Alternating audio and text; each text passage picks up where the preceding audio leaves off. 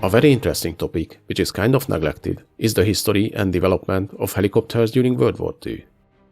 In this compilation, I have collected my videos about the different types of the era. So without further ado, let's begin with Chapter 1, the Kellett XR-8 and XR10, the so-called Flying X. The concept of the helicopter is as old as the concept of flying. Many experimented with it since the beginning of the century, and between the two world wars, the engineers tried several different designs. At that time, it was not clear yet if the helicopter or the autogyro will be the better approach. The Kellett Autogyro company was betting on the latter, and developed several different types during the 1930s. Their KD-1 design was bought by the US Army in 1935 for evaluation, and was tested under the designation YG-1. Later, the prototypes were redesignated as XR2 and XR3. These autogyros seemed perfect for the observation role, with their near vertical takeoff and slow speeds. Though the test flights continued on the type until 1943, leading to the XO-60 military type, but by that time the advances in helicopter design made the autogyro concept obsolete. The Kellett company already realized this years before, as by 1939 the Sikorsky VS-300 helicopter appeared, the first design to use a single engine to drive the main rotor and the rotor on the tail as well. So Kellett, after more than a decade of building autogyros, now concentrated their efforts to the helicopter development, and in November 1942 they proposed a new twin-rotor helicopter design to the Army Air Force. They opted for a different approach than Sikorsky, and their design used two counter-rotating intermeshing rotors, eliminating the need for a separate rotor on the tail. A similar design was developed in Germany, the Flettner FL282 Kolibri, which used the same intermeshing rotor concept, and was actually used operationally by the Luftwaffe during World War II. The Army initially dismissed the Kellett design as being too complicated, but soon the decision was reversed and the proposal was accepted in January 1943. In September the same year, a $1 million contract was awarded to them to build two prototypes. Apart from the intermeshing rotor concept, the helicopter's fuselage was unusual as well, being a short egg shape. Though it looked unusual, it used conventional building methods, fabric covering over a steel tube frame, and featured a two-man glazed cockpit. The first prototype was ready at the summer of 1944 and made its maiden flight in August. The first test flights were successful, but it was discovered the helicopter lacked directional stability. So two vertical tail fins were added, which fixed this problem. But the type had trouble with its intermeshing rotor system as well. After a month, it was discovered the rotor blades from the two rotors are sometimes touching during flight. So the Air Force ordered Kellett to develop a separate rigid rotor system to fix this problem. The second prototype started its test flights in March 1945, and this type featured two-bladed rotors, unlike the first model that had a three-bladed design. But the new variant caused severe vibrations, and its performance was way below the expectations, so it was dropped. The development of the new rigid rotor system, designed for the first prototype, was soon also cancelled, as it turned out the implementation would require the extensive redesign of the whole drivetrain. In the end, the XR-8 was sent to service trials with its original rotor system in early 1946.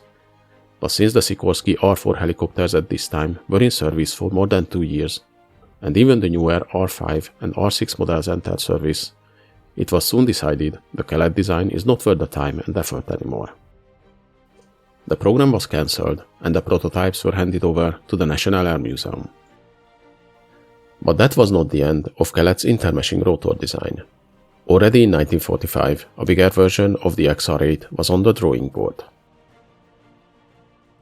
This new variant, the XR10, was the company's answer to an Air Force request for a helicopter which should be able to carry at least 10 passengers or similar cargo weight. The XR10 followed the design principles of the earlier model, but it was much larger and stronger. While the XR-8 was 22 feet 7 inches long, with two 36 feet diameter rotors, an empty weight of 2,320 pounds, and a maximum takeoff weight of 2,975 pounds, and it was powered by just one 6-cylinder engine, developing 245 horsepower. The bigger XR10 was 28 feet 8 inches long, with two 65 feet diameter rotors, an empty weight of 9,570 pounds, and a maximum takeoff weight of 15,410 pounds. And it was powered by two 15-cylinder Continental engines, each of them developing 525 horsepower. The new design was the biggest and most powerful helicopter when it appeared, able to carry 10 fully equipped troops or 4,000 pounds of cargo, and reach 120 miles an hour speed in horizontal flight. But maybe its best feature was that it could fly on just one engine with normal gross weight, at altitudes up to 4,600 feet. The helicopter's two engines were mounted on outside nacelles, so the whole interior of the airframe could be used for cargo space, and the engines drove the rotors through long drive shafts. The XR-10 made its maiden flight in April 1947, and though it proved itself of being a very versatile and capable aircraft, the same problems were noticed with the rotor system as on its predecessor. This time the company managed to fix the problems.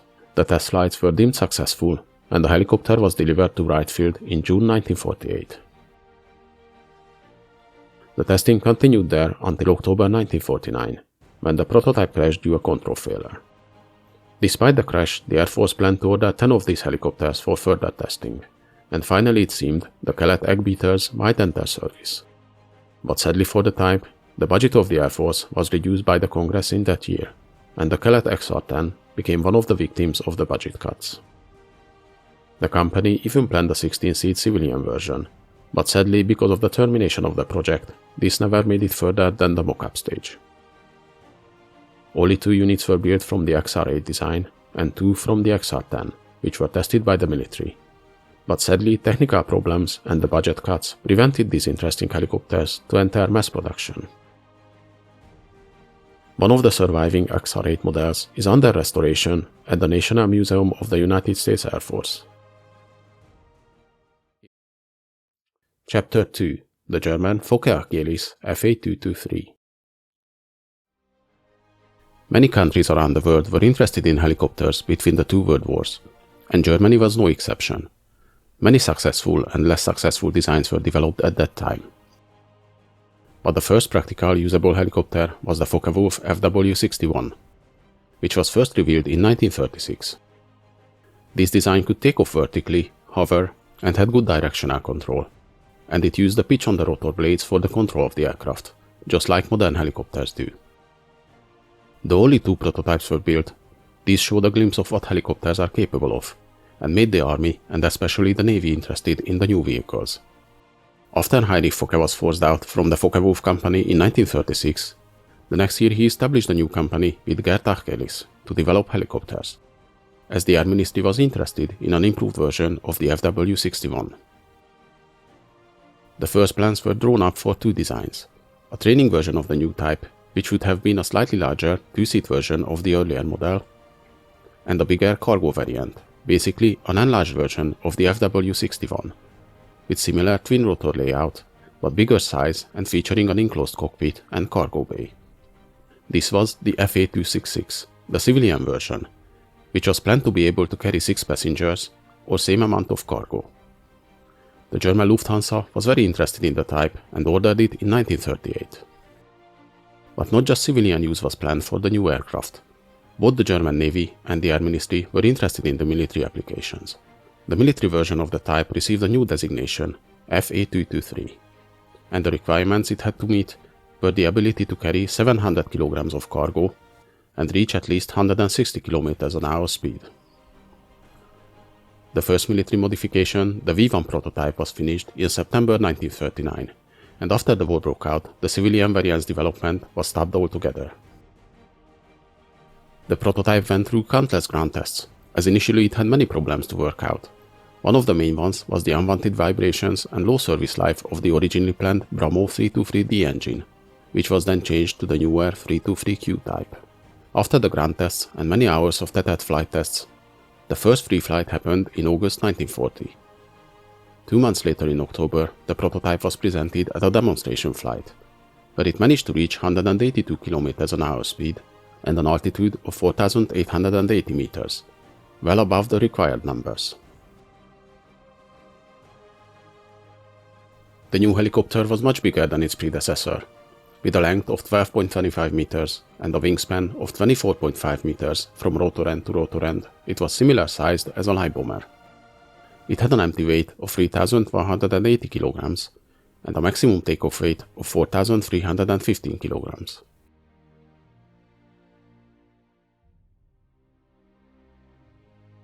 The helicopter used a single Brembo 323 radial engine, producing 1,000 horsepower. The maximum speed of the production variant was 176 km/h, and its cruise speed was 134 km/h. With 490 liters of fuel capacity, it had a range of 437 km, or 2 hours and 20 minutes of flight time. And it had a service ceiling of 4,875 meters. Some of the production variants featured one 7.92mm machine gun in the nose, and the helicopter had a cargo capacity of around 1,000 kilograms. And if needed, they could carry two 250 kilogram bombs or 2 depth charges against submarines. The demonstration was very successful, and the Air Ministry had initial plans to order 100 units in 5 different variants. Though the V1 prototype crashed in February 1941 during a test flight, but the V2 was finished soon after. This variant featured a new cockpit design as well. And it didn't take long for the V3 variant to arrive, which was built incorporating the new ministry requirements. By this time, the plan to build 5 different variants was dropped, and one single multipurpose aircraft was needed. The V3 variant was chosen to be used as a base for the production variants. The manufacturing of the new helicopters, however, was very problematic, and hampered by the Allied bombings from the beginning. The factory at Delmenhorst was destroyed in 1942 in an Allied bombing raid, together with the units in production and the V2 and V3 prototypes. Though the manufacturing was moved to Laubheim, a year later this facility was bombed too, and only 7 aircraft survived. The finished helicopters were tested and used in various tasks. The V-11 participated in a search and rescue operation in 1944 in Holland, when a Do-17 bomber crashed there, but the helicopter was damaged in the process. The V-14 was sent to help recover the V-11 and the crashed plane. The V-16 was tested in various mountain operations in Austria. This is the actual unit in the background footage you are watching now. It was tested how the helicopters perform at higher altitudes and how usable are they in the transport role. The FA-223 could easily transport a cannon weighing 840 kilograms to a position at several thousand meters of altitude, which without a helicopter would have taken 20 men and a day and a half to deliver. The production again was moved to Tempelhof, where though the plans were to establish a production line to assemble several hundred of the new helicopters, in the end only 4 additional units were finished, and only one of them entered service, the rest was captured by the advancing Red Army. At the end of 1944, only 5 of these machines were in usable state. 3 of them were assigned to the 40th Cargo Transport Group, flying supplies to surrounded cities and performing rescue missions. Not only the FA-223 type flew missions though. In the same unit, they were paired with several of the Flettner FL282 Kolibri type. After the war ended, one of them, the V-14, was flown from France to England in September 1945 and landed at the RAF Beeley base, making it the first helicopter to cross the channel. The British used the aircraft for test flights to examine the type, but in October it crashed in an accident. At least 1 unit was ferried over to the US, but its fate is unknown. After the war, 2 incomplete units were taken over and finished in Czechoslovakia, and flown under the designation VR-1. In France, with the assistance of Henry Focke, a development of the FA-223 was built under the name SE-3000 for civilian use. Only 3 of these were built.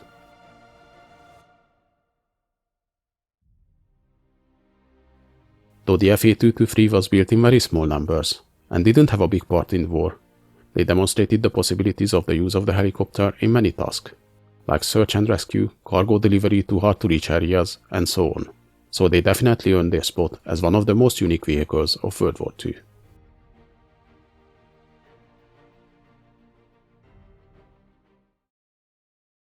Chapter 3. The Platt-Lepage XR-1, the first US helicopter tested by the US Armed Forces. Though experiments with helicopters and autogyros were conducted since the beginning of flight with different interesting designs, but the biggest steps in this field were made in the 1930s, with the appearance of stronger, more reliable engines and advances in aerodynamics. The Germans were the ones who managed to build the first actually successful design, which was even stable enough to be presented in a sports arena to the audience. The Focke-Wulf FW61 model appeared in 1936, and it could land and take off vertically and showed good directional control. A young American engineer, Lepage, witnessed one of these demonstrations during his travels in Europe, and he was very impressed. Earlier, he already worked on some autogyro projects at various companies, and on several ideas partnered with another engineer, Haviland H. Platt. Platt actually tried to purchase the license to build the Focke-Wulf design in America, but they couldn't reach an agreement with the German company. After returning to the US, Lepage started lobbying with the helicopter idea at the US Army Air Corps, and at the end of 1938 joined up with Platt to start a new company together to develop their own helicopter as a private venture following the design principles of the Focke-Wulf FW61. Their timing actually was perfect, as before that year the Army Air Corps had no funding for helicopter research. But with war looming over Europe, the Army gained more funding for new developments. And just in 1938, a new bill was passed supporting the research of helicopters for military use. Now with the funding available, the US Army published specifications for a helicopter design in August 1939, calling for new rotary wing aircraft designs with at least 1,200 pounds load capacity. By this time, Lepage and Platt already made good progress in the design work of their PL3 model, which they modified to the Army specifications to participate in the competition. In May 1940, the Army Evaluation Board started to review the entered designs. Undeniably, after the success of the FW61, the Platt-Lepage PL3, which closely followed its design, had an advantage. After reviewing the entered designs, the PL3 was chosen over the Sikorsky proposal, and accepted under the designation XR1. A contract was awarded to the company in July to build a flying prototype and a static testbed, and deliver them by January the next year. The arrangement of their design was very similar to the FW61, using a conventional metal tube framework covered by fabric, and a single 400 horsepower Pratt & Whitney radial engine positioned in the fuselage, driving two rotors mounted side by side on wing-shaped pylons. These pylons were designed to generate some lift during forward flight. The helicopter featured a two-seat tandem cockpit, with the pilot sitting in the front and the observer behind him. Though the company made good progress earlier with the design work, they failed to keep to the contract, and the prototype was only delivered almost 3 months late. And this gave an opportunity to Sikorsky to secure funding from the Army for his work. The XR-1 made its first Earth flight in May 1941, which was followed by several more, until finally, at the end of June, the first free flight happened. But the design showed problems right from the start. It suffered from excessive vibrations, and the helicopter was hard to control. The automatic collective pitch control could even cause control reversal during tight turns.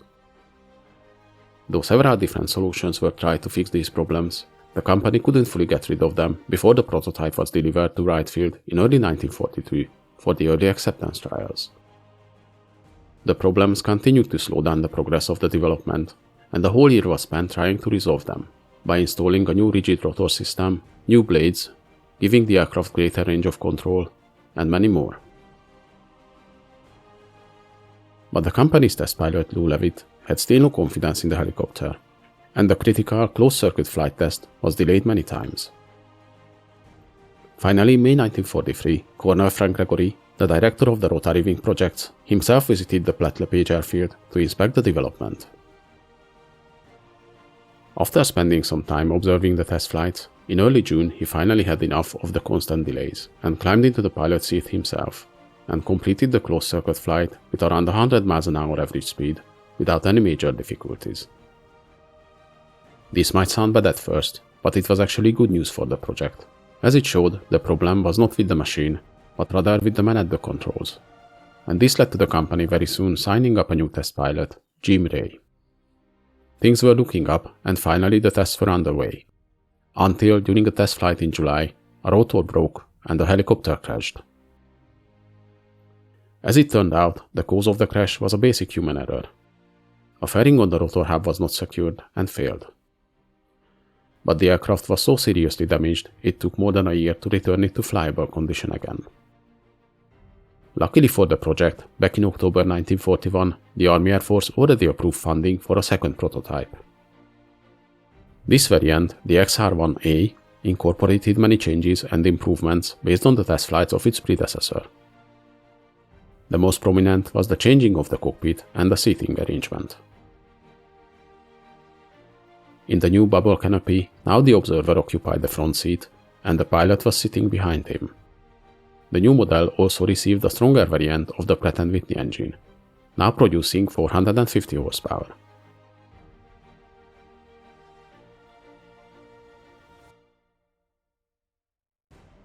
The XR-1A was 29 feet 4 inches long, with a wingspan of 65 feet. It had a weight of around 3,500 pounds empty and 4,730 pounds loaded. The helicopter was powered by a single Pratt & Whitney radial air-cooled engine, developing 450 horsepower, and with this engine it could reach a maximum speed of 110 miles an hour.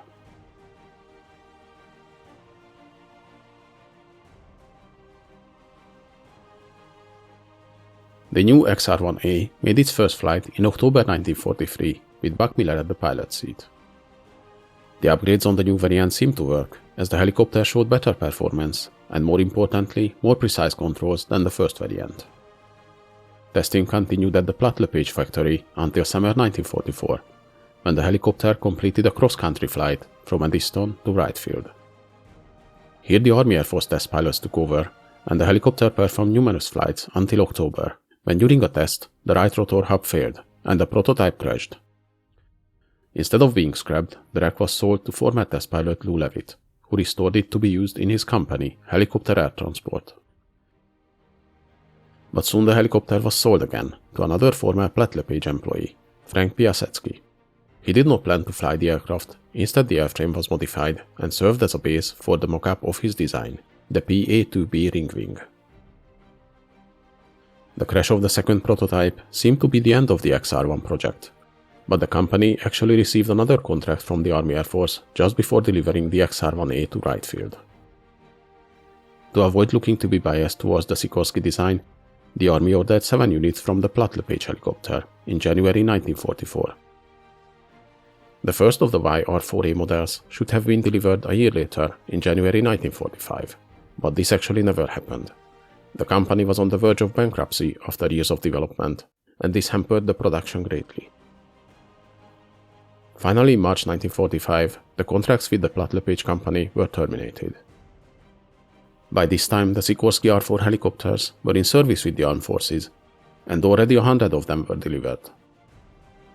But the design principle of the XR-1 made a faint comeback a few years later in the form of another helicopter. Back in 1943, when the Platt-Lepage company sought capital investment, McDonnell invested in exchange for the right of the twin-rotor concept, and later used it in the development of their XHGD-1 Whirlaway design. But this helicopter was plagued with the same problems as the XR-1, and in the end lost out to the Piasecki HRP-1. Though the Platt-Lepage XR-1 in the end was unsuccessful and the company went bankrupt soon after the cancellation of the Army contracts, it still stands as the first experimental US Army helicopter, and this development was a great training ground for many young engineers. Chapter 4. The Sikorsky R-4, the first helicopter used in combat by the US Armed Forces.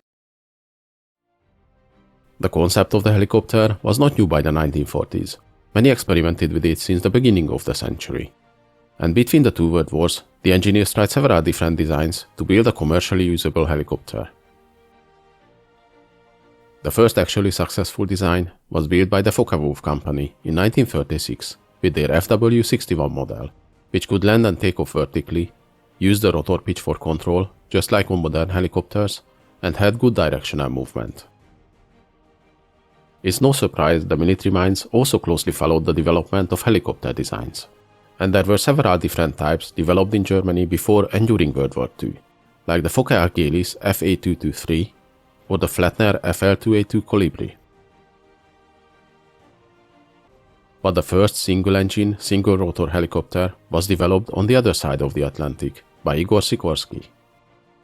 In 1938, while he worked at the United Aircraft Corporation, he managed to convince the directors that he could achieve a breakthrough in the rotary aircraft field, and got their permission to work on his own design and build a prototype. His design, the VS-300, was finished about a year later and made its maiden flight in September 1939, with Sikorsky at the controls. He was the first designer to use a single engine to power both the main rotor and the anti-torque one on the tail. This proved to be so successful, most modern helicopters still use a similar setup. The VS-300 was tested in different trials and with different configurations and controls, and set several world records. But when the US Army Air Corps held a design competition in early 1940 for a helicopter design, at first the Platt-Lepage PL3 was chosen, which was a more conventional design, very reminiscent to the FW61 or the F8223, with its engine positioned in the fuselage and using twin rotors in a side-by-side arrangement. This design was accepted by the Army Air Corps as XR-1. A contract was signed in July which specified the flying prototype to be delivered by January next year. But slow construction and problems caused a 3-month delay, and this gave an opportunity to Sikorsky to secure funding for his work. He visited Wright Field in May 1940 and presented his new design, then called VS-316, and showed film recordings about his VS-300 model, demonstrating its controls and agility through various tasks. The Army liked his new design, but since the funding for the new helicopter project was already allocated for the Platt-Lepage XR-1, they had very limited resources to fund further designs. 3 months later, Sikorsky submitted a proposal to build the first prototype of the VS-316 for just $50,000, which the Army accepted, and they signed a contract in January 1941, and the design received the Army designation XR-4. It was named number 4 because the XR-2 and XR-3 designations were given to 2 Kellett designs.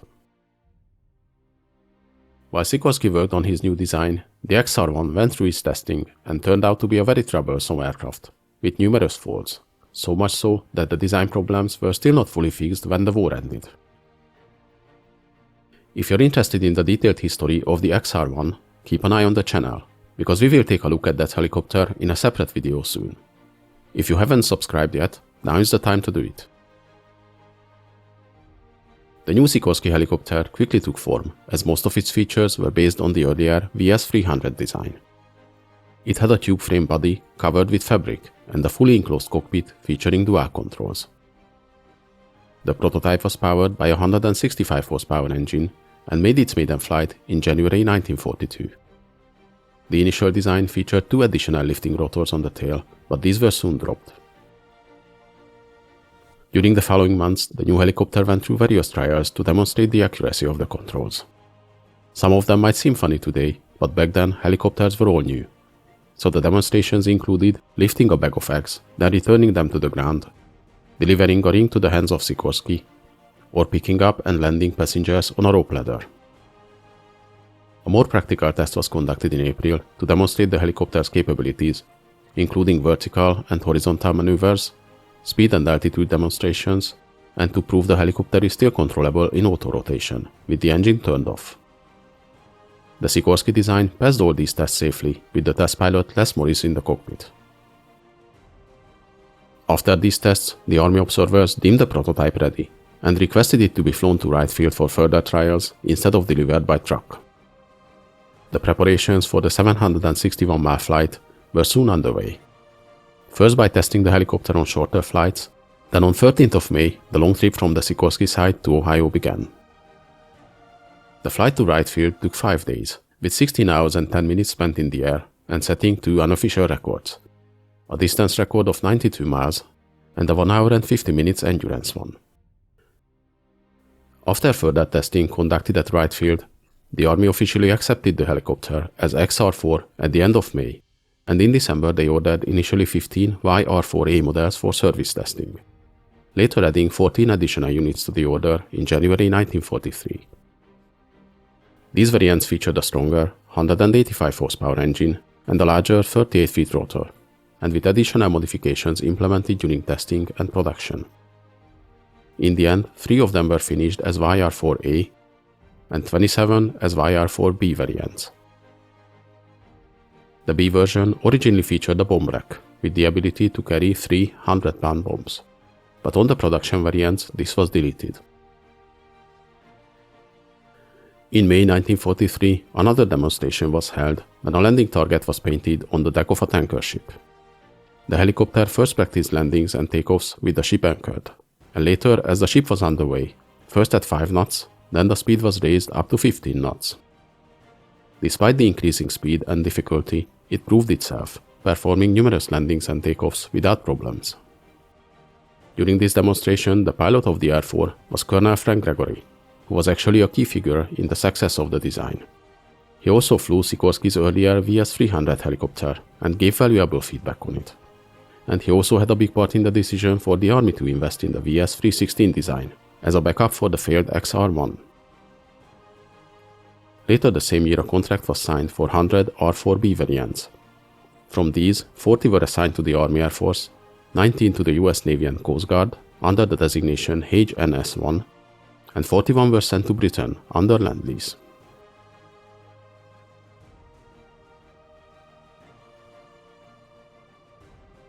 The Sikorsky R-4 was 48 feet 4 inches long, including the rotors, and 12.5 feet tall. It had an empty weight of 2,011 pounds and a maximum takeoff weight of 2,540 pounds. The helicopter was powered by a Warner Super Scarab R550 engine, producing 200 horsepower. With this engine, the R-4 could reach a top speed of 82 miles an hour and a cruise speed of 65 miles an hour. It had a range of 153 miles and a service ceiling of 12,000 feet.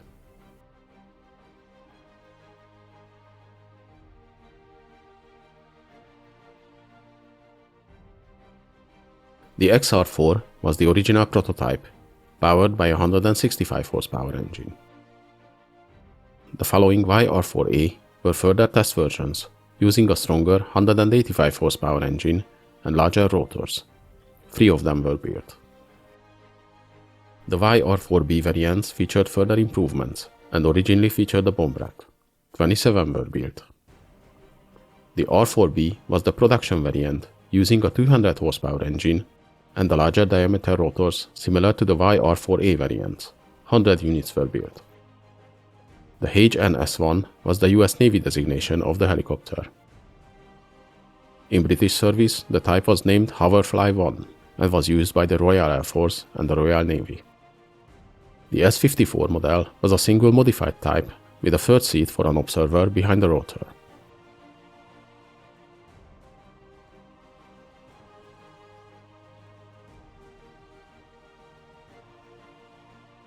The Sikorsky R-4 was the first successful helicopter used by the US Armed Forces, and they started flying missions soon after they entered service, though their use was very much experimental. The first notable mission of the type happened in January 1944, still on US soil, when the USS Turner destroyer on the way back to New York suffered an internal explosion and sunk. The survivors were taken to the Sandy Hook Hospital, and Lieutenant Commander Erickson flew his helicopter there, carrying blood plasma, delivering it in less than 15 minutes, which could have taken hours by car. During World War II, these new helicopters were used around the Pacific and mostly in the Burma-China-India theater. For reconnaissance, observation and courier missions, they delivered parts to repair units and were also used for medical evacuations. The first air rescue mission was flown in April 1944, when an R-4 rescued a downed pilot and his 3 passengers. They had to be carried one by one because of the limited lifting capacity of the helicopter. Later during the war, many similar rescue missions followed, and the number of men evacuated by the type during its short service life in World War II is probably more than 100. From the originally ordered 100 units, the final one was delivered to the armed forces in January 1945. Though this type was the first successful and mass-produced helicopter used by the US forces, it was very basic and underpowered, but it paved the way for its successors. It was quickly replaced with newer types, like the Sikorsky R-6 and the bigger R-5, which both made their maiden flights back in 1943 and were introduced before the end of World War II. The R-6, by most measures, was just an improved version of the R-4 model, keeping the main rotor and transmission, but using a stronger 240 horsepower engine and a new streamlined fuselage. The R-5, on the other hand, was designed as a more robust, bigger and stronger aircraft, with higher speed carrying capacity and endurance than its predecessor, using a much stronger 450 horsepower engine. We will also take a look at these helicopters in future videos. The Sikorsky R-4, though it had a relatively short service life, laid down the basics for the controls and layout for the helicopters that followed, and it was a milestone in aviation. It was quickly replaced by newer designs, but as the first mass-produced helicopter, and the first type used by the US Armed Forces in combat, it will always be remembered.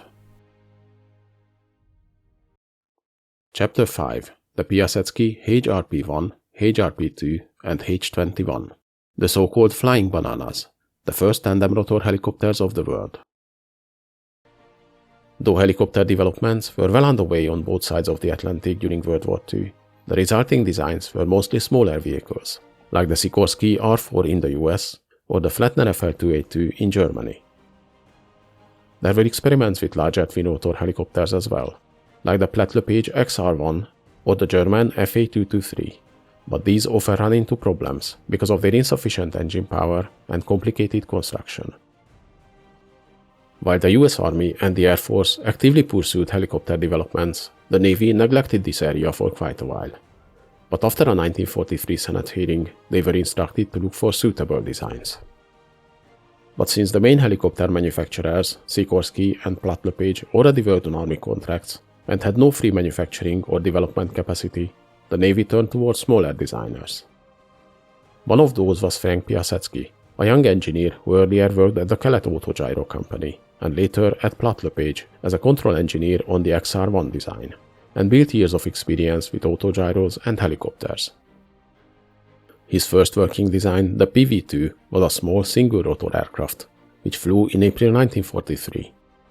Though this flight was actually not intentional, the helicopter was lifted off accidentally during a tune-up test, and thus by accident it became the second helicopter to fly in the US. The Navy was interested in more powerful designs, which could be used for troop transport or rescue missions. So when Piasecki proposed an unprecedented, large twin-rotor transport helicopter to them, which could carry 8 passengers or around 2,000 pounds of cargo at 100 miles an hour speed, they were very interested. In October 1943, the Piasecki PV-2 was demonstrated at the Washington National Airport, and its construction and flight performance impressed the Navy officials. So in January 1944, his company was awarded a contract to develop his large twin-rotor design. Though the new design, the PV-3, had a fairly strange look, it was a culmination of Piasecki's earlier experiences. While he was working at the Platt-Lepage company on the XR-1 design, he noticed that the side-by-side twin-rotor configuration worked better flying sideways, and it also needed strong pylons to support the rotors, which added unwanted weight and drag. Two problems which could be both avoided if the rotors would be installed in tandem. He also raised the tail of his helicopter to keep the two rotors from touching and to keep the downwash of the front rotor away from the rear one, resulting in the distinctive look of the helicopter, which soon earned it the nickname the Flying Banana. The PV-3 was the largest helicopter when it was completed, with 47 feet 3 inches length and using two 41 feet rotors, and having an empty weight of 4,279 pounds. The design had a conventional construction with a steel tube frame and fabric covering, and it was powered by a single 450 horsepower Continental radial engine mounted at the rear of the helicopter. Though this design was different from earlier experiments and had a lot of promise, this didn't mean it was simple. The long fuselage housed a two-man cockpit with tandem seating, and to drive the two main rotors with a single engine, it used a series of drive shafts and 3 transmissions. As the complicated design came from a small company, the Navy chose a backup in case it fails. Interestingly, the backup model they picked was the McDonnell XHJD-1 Whirlaway, a design based on the earlier failed Platt-Lepage XR-1, which Piasecki also worked on.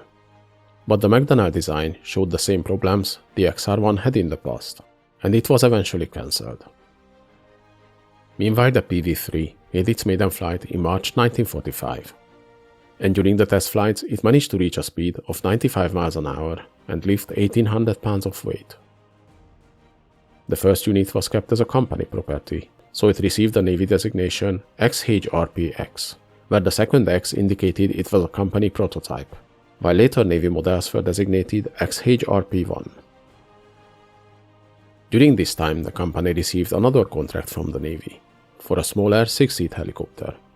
This design was the XHJP-1, which became the HUP-1 Retriever, but we will take a look at that model in a separate video later. The first flights of the PV-3 were done without the fabric covering on the body, which was later applied, improving the speed of the aircraft. As with most early helicopters, this design had many teething problems as well.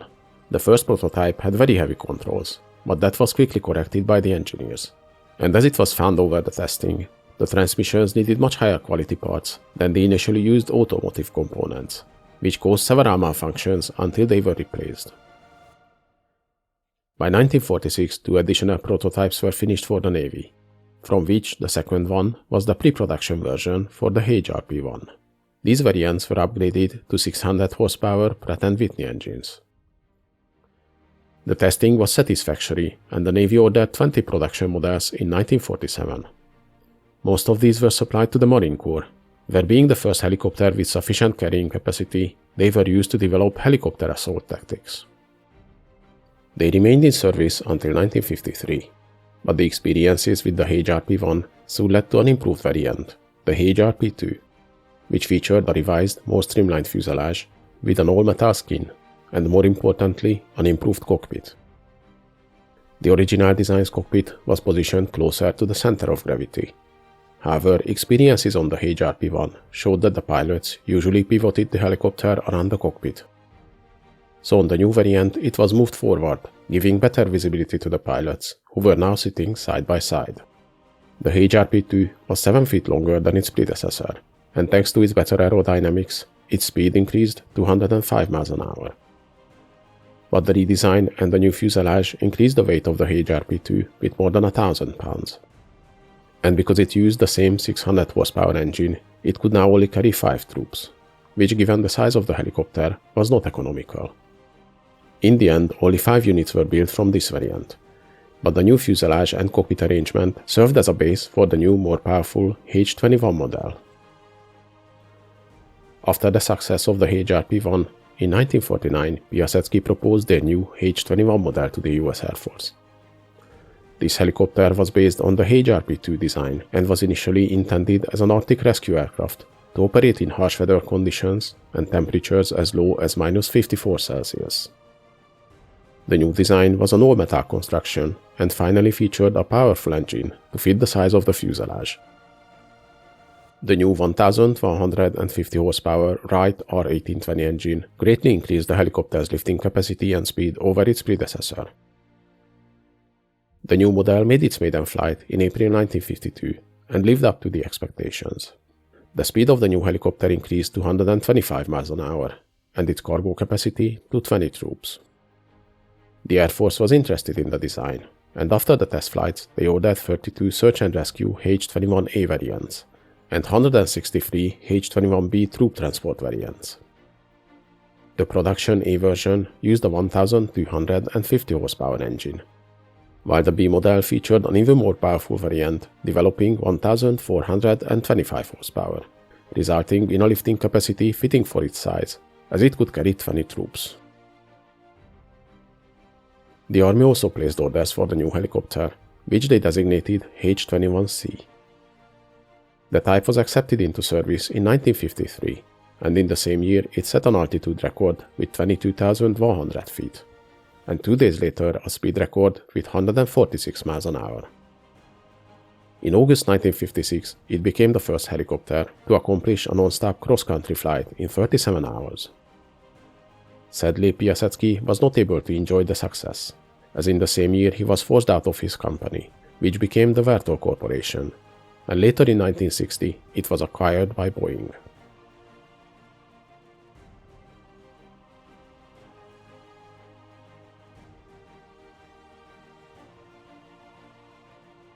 This helicopter was 52 feet 6 inches long and used two 44 feet diameter rotors. It had an empty weight of 8,650 pounds and a maximum takeoff weight of 15,200 pounds. It was powered by a single air-cooled Wright R1820 engine, producing 1,425 horsepower. With this engine, it could reach a top speed of 127 miles an hour and had a cruise speed of 98 miles an hour. Its combat range was 265 miles and had a service ceiling of 9,450 feet. The helicopter could carry 20 fully equipped troops, and optionally they were armed with 50 caliber or 7.62 mm door machine guns.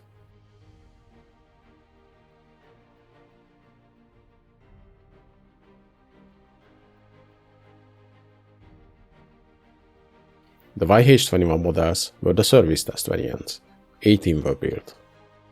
The following H-21A model was the production, service and rescue variant, with upgraded 1,250 horsepower engines. The H-21B model was the troop transport version, featuring 1,425 horsepower engine and limited armor protection. 163 were built for the US forces, 10 for Japan, and 10 for France. The SH-21B was a rescue version of the H-21B. The Army version was the H-21C model. 333 were built for the US forces and 98 for the French Air Force. The XH-21D was a test version, built with two turboshaft engines, but it didn't go to production. And finally, the civilian variants of the helicopter were named Model 42A and 44A, B, and C.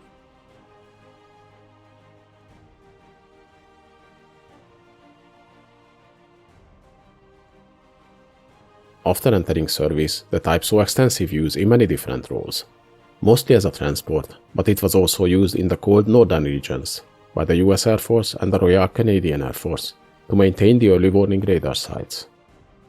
There were also medevac variants, the Marine Corps evaluated them for aerial assault, and several experimental versions were tested for gunship operations, with different door guns and even flexible guns under the nose.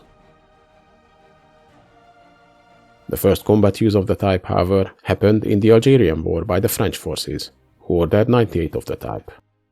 Flying missions along with the smaller Sikorsky H-34 types, the H-21 was tested as a gunship, featuring fixed machine guns and rocket pods. But soon it was found they lacked maneuverability for those missions, and they were just used as troop transports, equipped with different door guns, either 50 caliber machine guns or 20 mm cannons. In 1961, the type was deployed to South Vietnam, where again they flew transport missions, being the only big helicopter that could transport a whole squadron together. They were again armed with different door guns, either 7.62 mm or 50 caliber machine guns. But despite using self-sealing fuel tanks, the big helicopter proved to be vulnerable to enemy fire, especially its unprotected control cables and fuel lines. In 1962, the type was redesignated to CH-21.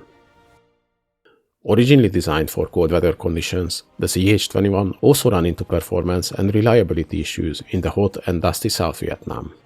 The engines had lower output in the hot climate, resulting in reduced lifting capacity, so they were often overstressed and only lasted about 200 hours. By 1964, the new Bell UH-1 Huey entered service, which could perform many of the roles better than the CH-21. But the smaller Bell design couldn't fully replace them, as it could only carry a maximum of 5 troops. The CH-21 was used alongside the Huey until the arrival of the new CH-47 Chinook in 1965, which was a true replacement for the type. Later that year, they were called back from Vietnam, and finally in 1967, the type was fully retired.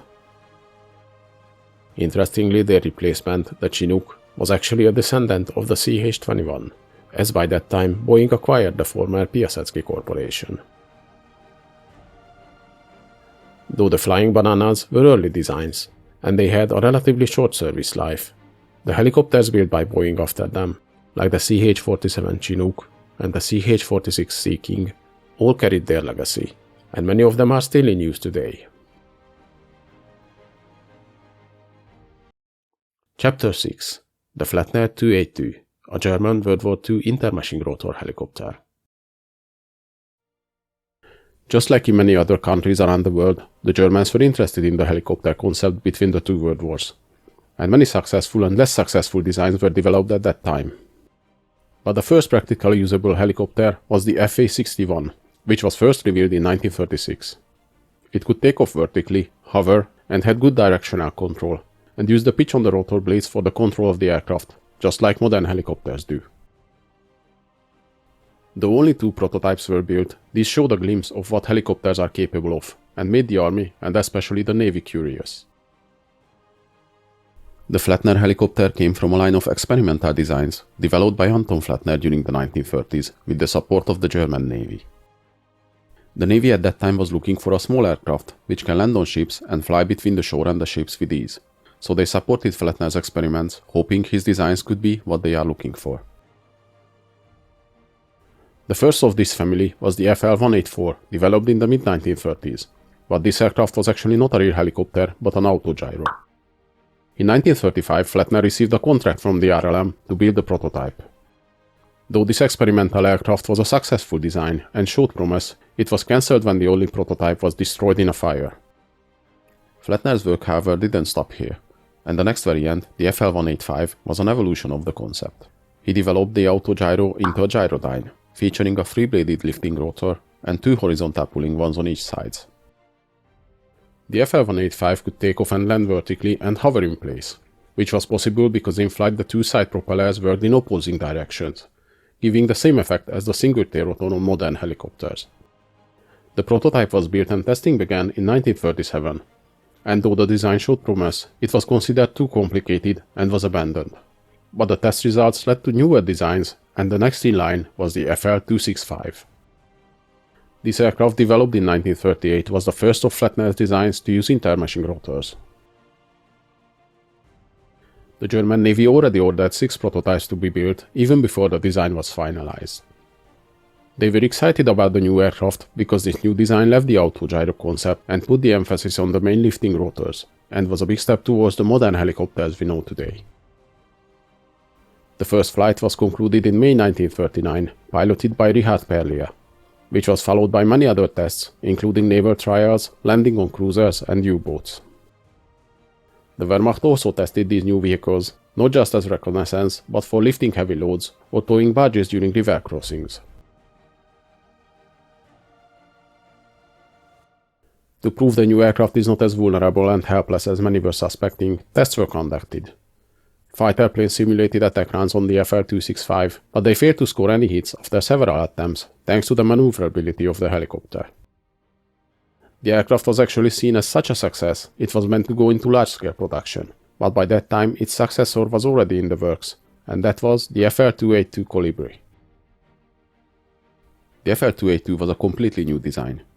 It used similar intermeshing rotors as the FL-265, and it was a fully operational helicopter without any horizontal puller engines. It had a lightweight tubular welded frame, featuring a tricycle landing gear and a center pilot compartment. It used the SH-14 7-cylinder air-cooled engine, which was lightweight and low maintenance. This engine, though it had relatively low output of only 160 horsepower, needed low maintenance, and it could run up to 400 hours without servicing. The FL282 was a small aircraft, only weighing 760 kilograms and had a length of 6.5 meters, so this low-power engine still allowed the helicopter to reach 150 km/h maximum speed, and have a range of 170 km. At the rear of the aircraft, a big horizontal stabilizer was added, and the steering of the FL282 was done by the combination of the rudder and the changing of the rotor pitch. The rudder was also a necessity, as the Kolibri was able to go into auto-rotation if needed, which made it a very safe machine, but when the rotors were not turning, the only way to control the aircraft was with the rudder. The helicopter was too small to carry any weapons, but by design the landing gear and rotors could be removed, so it could be stored in tight spaces, as there were plans to even use them on submarines. The first 3 prototypes were built with fully enclosed cockpits, but interestingly the later production models were only partly enclosed or completely open. The new helicopter made its maiden flight in October 1941, with Ludwig Hoffmann at the controls. The test continued all the way through 1942, with different modifications applied to newer prototypes, different tail surfaces, and changes to the propeller drives. After the installation of the second seat at the rear, the internal fuel tank was changed to 2 smaller tanks on the sides. They also tested new 3-bladed rotors, and though they resulted in smoother operation, they were deemed unnecessary. Similar tests against fighter aircraft were conducted as on the former FL265 version, as the military staff still had no experience how the fragile, slow-moving aircraft could survive an attack from the faster, well-armed fighter planes. A test against Focke-Wulf 190 fighters resulted in the conclusion that at higher altitude, above 700 meters, the aircraft could aim at the helicopter, though given the big speed difference only for brief moments, especially if the helicopter performs evasive maneuvers. At low levels and on difficult terrain, the helicopter can outmaneuver the fast fighter planes easily.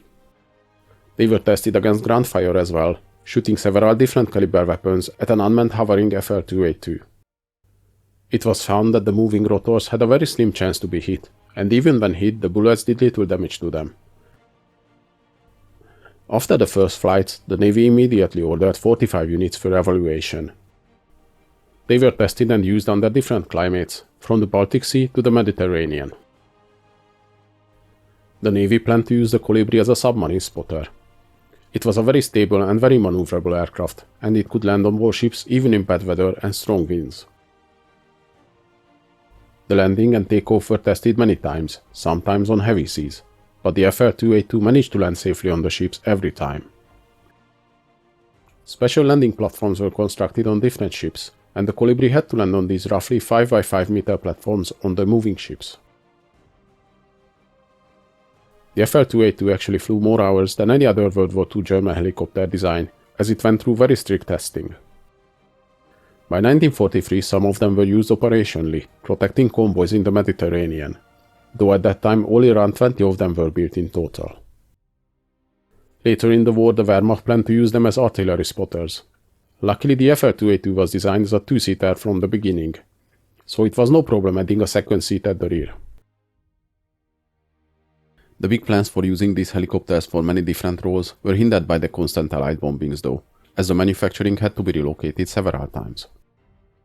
In 1943 the operations were moved to the east because of the intensifying Allied bombings near Berlin, but later in 1945 they were moved back, as the Red Army was approaching from the east. Though in 1944 a contract was signed to build 1,000 units, their factory was destroyed by Allied bombings, so large-scale production of these great helicopters never happened. By the end of the war, most of them were destroyed, though the Allied nations raced to get their hands on one. Only 3 of them survived. One was taken to the Soviet Union, another one to the USA, but both of them seemed to vanish. The only restored model today is on display in the Midlands Air Museum in England. After the FL282, Flettner was already working on other designs, including the bigger FL285. This helicopter was a larger version of the 282, able to carry bombs and using the more powerful AS-10C engine. After World War II, Flettner was moved to the US under Operation Paperclip. Later he became the lead designer for Kaman Aircraft Corporation, and some of the designs still carry the legacy of the World War II FL282. A good example for that is the Kaman K-Max, which is still available today. Hope you guys enjoyed this video. Please leave a like, subscribe to my channel, and in the comments let me know if there's any interesting events or vehicles you'd like to see.